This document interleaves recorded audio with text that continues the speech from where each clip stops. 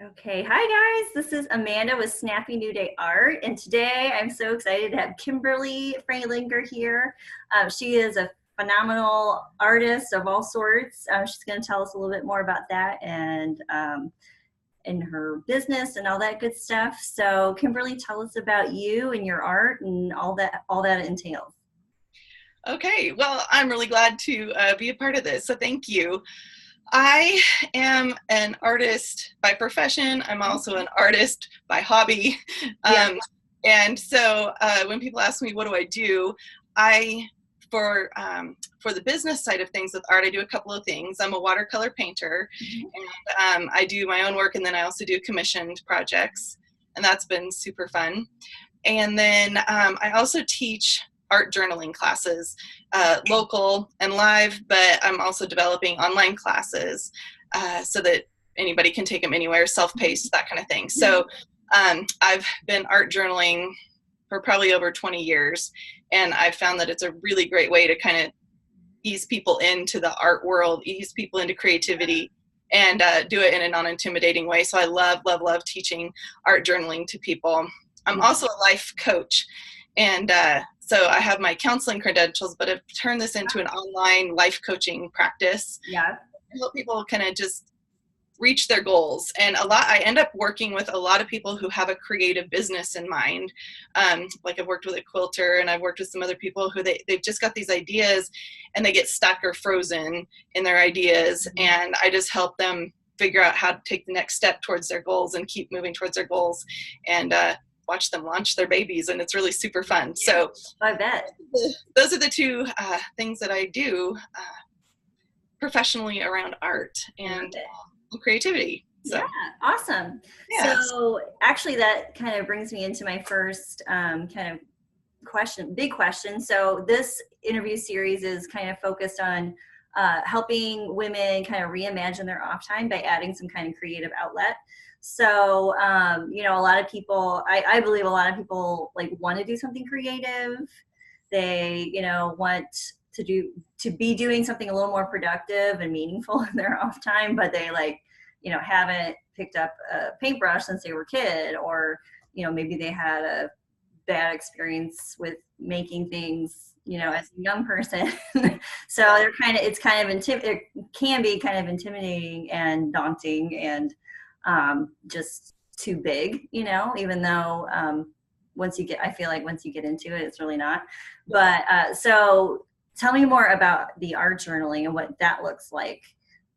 So there's a number of different ways I do art journaling, but for people who are beginning or people who are wanting to tap into creativity, or what I call kind of creative wounds, people I hear all the time at like art shows where I have my watercoloring, or if I'm promoting this art journaling class, it's like people are like, but I can't do art. The word art like intimidates people. Yeah. And so and usually if you kind of dig in and you hear the story, it's like they had a teacher that told them that their drawing was horrible, or a parent said that their art was looked childish, or they just compared themselves to somebody else along the way. And now as adults, they're like, holy cow, you go on Etsy and you're like, I can't do anything like that, or Pinterest, I can't do anything like that, so I can't do art, or I can't even be creative because I can't make whatever spectacular thing they're looking at. So I love to teach people to break all those old rules and just really just ditch them, because they don't do anybody any good. And I believe there's creativity in all of us. It gets expressed differently. Like you and I are in kind of the crafty, artsy field of it. Even an accountant is creative. They know how to use numbers. They know how to use their brain creatively to help their clients work out what they're going to do. So, chefs do it with food, and other, there's just everybody has creativity within them. So I like helping people kind of get back in touch with that in really basic ways. And I feel like art journaling is one of those ways where you can't mess it up, because nobody has to see it. It closes. You can rip out the pages if you hate it. Like it's really an unintimidating way to get started exploring things that you might want to try, whether it's techniques or art supplies or things like that. So that's what I just love, unlocking creativity. And it's just for you. Like nobody else has to see it. Yeah. You don't have to, sell it on Etsy. You Yeah, don't have to like art journal, and an artist, you never see an artist's art journal. It's not like they end up on, the web, like, here's Picasso's art journal. Here's what he did before he painted amazing things, like, or Michelangelo's art journal. No, you see the Sistine Chapel, right. The finished work. So I think that's a misconception too, is people will see the finished work and go, I can't do that. And there are people who are born with natural gifts and talents. Probably Michelangelo and Picasso are two examples. Just beyond most people practice art, practice what they do, practice in lettering. I see your Choose Joy there in the background. That those techniques take time, and most people, I think it just happens. And if they can't just do it, then there's something wrong with them. Yeah. People are surprised to find out, oh, you mean you made a bunch of ugly stuff before you made something that you thought was pretty? Right. Yeah. Yeah, I hear people say, I made it look so easy. I'm like, believe me, it did not always even seem easy at all. So yeah, it takes time. I think you have to like give yourself a chance just to be messy and, everybody takes a perfect picture on Instagram and puts it on Instagram. But how many times did, I mess something up? Yes, exactly. We don't see the messy side of things. We don't see the behind the scenes. We don't see, the ugly art, we just see the finished work and assume that, bam, they woke up that morning and had an inspiration and got it done. And there it is, Right. Yeah. I think a lot of artists, especially when they do like canvas painting, they'll paint over all kinds of pieces of artwork until they, land on something they don't want to paint over. So I don't think people realize how much of a process it is. It's not just one end game. So I agree. If you can let go of perfectionism and let go of outcome, then you can really enter into creativity in a much more fun way, a much more approachable way. If you're like, I don't have to come up with something I need to sell. I don't have to come up with something I have to post on Instagram. Just start making stuff.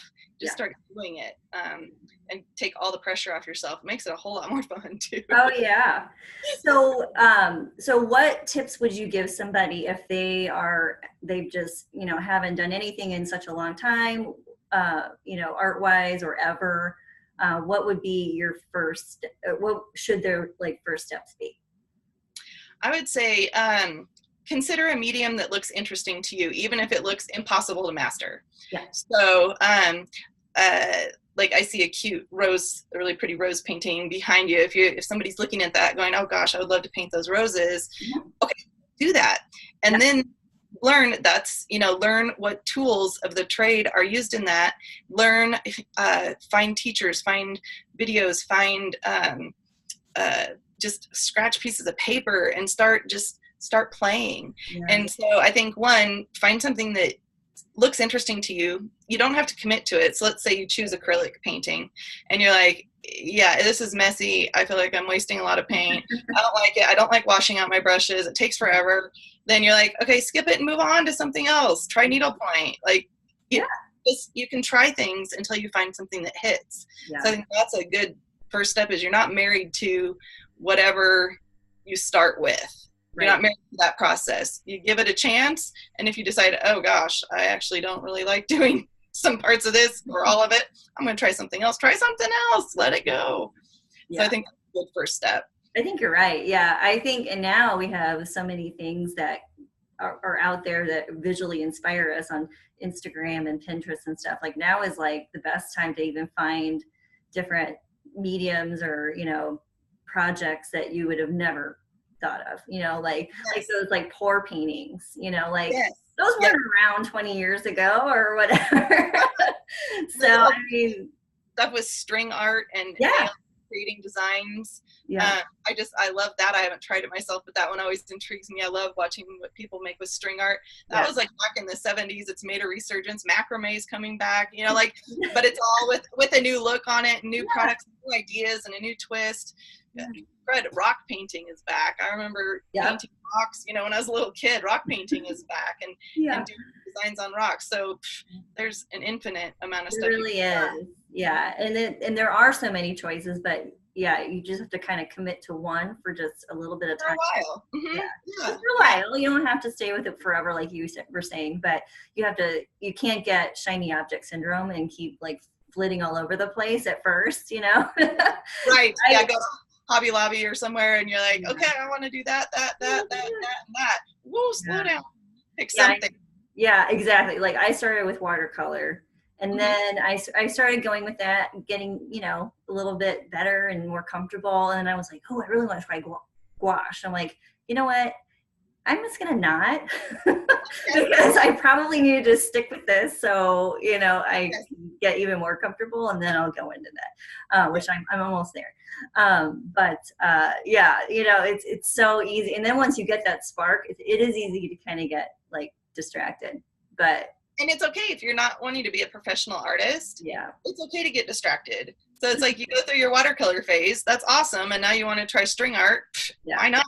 Or you want to try some other thing. Why not? You know, just break the rules for yourself. yeah. Unless you're wanting to become really proficient in something. And then it becomes more of a discipline, but that can be fun too. So Yeah, it's whatever you make it. Yeah, exactly. Yeah. Let's see. So if you had like a perfect like day to make art or do whatever you wanted to do, what would that look like? Oh gosh. A perfect day to make art. I'm a dive in kind of gal. And so oftentimes when I start one of my paintings, unless it's a commissioned piece of work where I know they want certain colors or certain flowers or a certain aesthetic, I usually just get out my stuff and start going and just see what comes of it. And oftentimes, part of an ideal day, I think you'll run into roadblocks and you'll be like, oh yeah, most projects, and I've heard this from artists all the time, you get partway into a project and you're like, ugly, no, not good. And then you keep going and you stick with it and you keep kind of working with it. And you usually end up with something you like. And so I guess a perfect day for me would be just time set aside where I don't have time pressure. Maybe I've got some music playing in the background, got a cup of coffee in my hands, and just kind of cozied down and ready to just let my brain focus on the art, and that's it, and just relax myself into that space and really just enjoy it, really enjoy it, take the pressure off and just enjoy it. Yeah, that sounds good. Right? That really does. Yeah. So let me ask you this. Do you feel like everybody is an artist in their own right? I feel like there's creativity in everybody. And if you're drawn towards the visual arts, and kind of creative crafts, things like that, it's in you. It's not just there because you think somebody else thinks it's cool and can do it, or you like what your friend can do. You may not. I see people comparing themselves all the time to other people, and it's like, well, yeah, my friend, I love what she does, but you know, I'd like to try it, but I can't do it. Well, I have a friend who's a watercolorist who can do realistic paintings of like animals, and she's got this beautiful painting of a turtle. I don't do that. I do abstract flowers. And so you just cannot compare yourself to other people. And if you let yourself just be yourself in the creative process, then yes, I think that there's creativity in all of us. You just have to let yourself, you have to give yourself permission for things to look like yours and not somebody else's. Yeah. And that's a really cool thing. Yeah. Just give yourself permission to let go and not have to make something like whatever rule you've put in your head. I have to make something that I can sell. Well, no, you don't.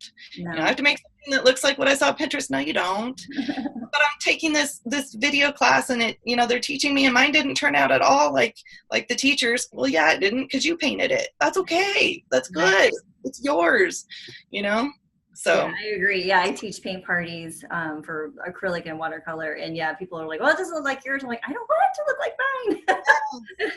Because you could just buy mine, and they would be. Exactly. But you know, when you make it yours, it's yours, and you have that ownership, and you should be proud of that. So yes, awesome. yes. Awesome. Well, thank you so much for joining me. Did you have anything else you wanted to share before we go? I love this topic. I love helping people unlock creativity. And so I just really appreciate being able to throw my 2 cents into the game. Well, thank you. Well, let us know. Well, so where can people like contact you? All that good stuff.